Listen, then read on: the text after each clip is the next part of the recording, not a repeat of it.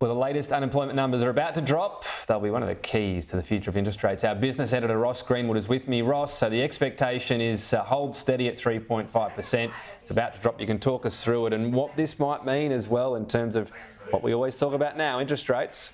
Well, they're actually linked, aren't they, Tom? That's the key. So you're right. The market expects 3.5%, which is close to that 50-year low for the unemployment number in Australia. And the jobs skills shortages, which has seen or prompted the government to really bring in significant numbers of new migrants over the next 5 years, 1.5 million people, is going to be one of the keys here to really how Australia copes and adapts into the future. Because, of course, if you've got skills shortages, it adds to wages pressures. And here we go. The unemployment rate has increased from 3.5% to 3.7%. So rising unemployment, which is actually the model that Treasury had set out in the budget, also that the Reserve Bank had set out, expecting the unemployment rate would rise from these close to 50-year lows to eventually come to around 4.25% to 4.5%.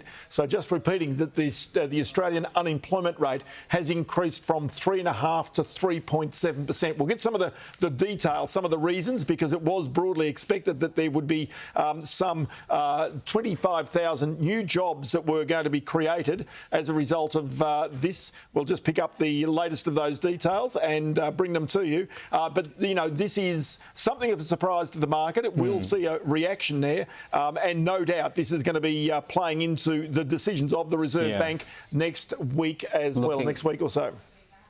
Looking at the figures now, I'll let you look down, Ross, and go off camera. So full-time employment decreasing by 27, part-time increasing by 22. So 5,000 jobs lost.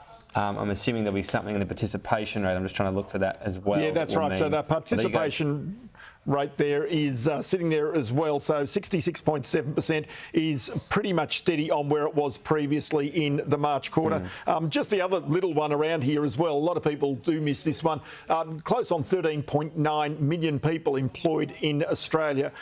So the number of employed people actually started to go down. This is employed, but unemployed people rose by 18,400 during that time. Now you might remember that if you do get an increase in the unemployment rate to around sort of 4.5%, it means over the course of the next 12 months, there could be the best part of 160,000 more unemployed people in Australia. And that is the key to trying to fill many of the skilled vacancies and the job vacancies that Australia has. So given all that, Ross, participation down as well, but still unemployment going up. Look, I know we're on this path anyway. We can't sit at 3.5.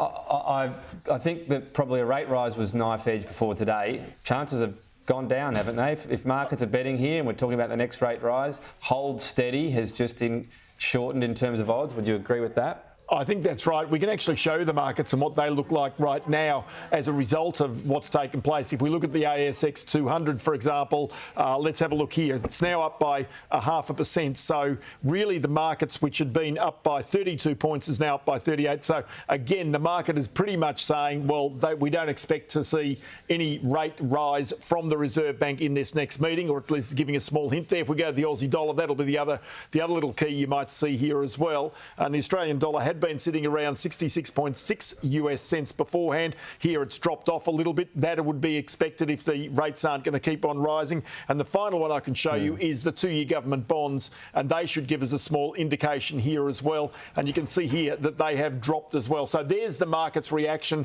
to this number that's just come in, the unemployment rate at 3.7%. I know I'd be howled down if by anyone in the RBA if they heard me suggest this, but I always think the RBA avoids looking like they're making a decision that could be looked at as, you know, feeding into political arguments. So a rate rise straight after the budget, call me cynical, I don't think it'll happen.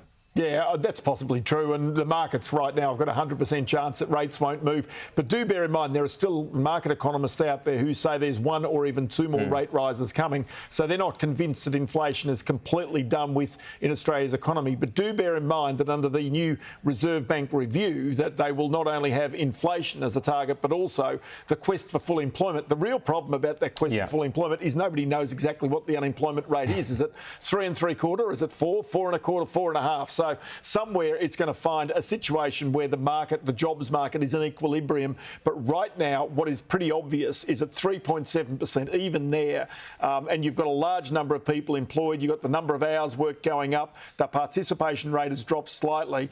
It still is a fairly full jobs market, and that's leading to the reason why wages growth is now at 11 or 12-year highs, as we saw yesterday in those wages information that came out from the Bureau of Statistics. Yeah, albeit well below inflation still. Ross, thank you.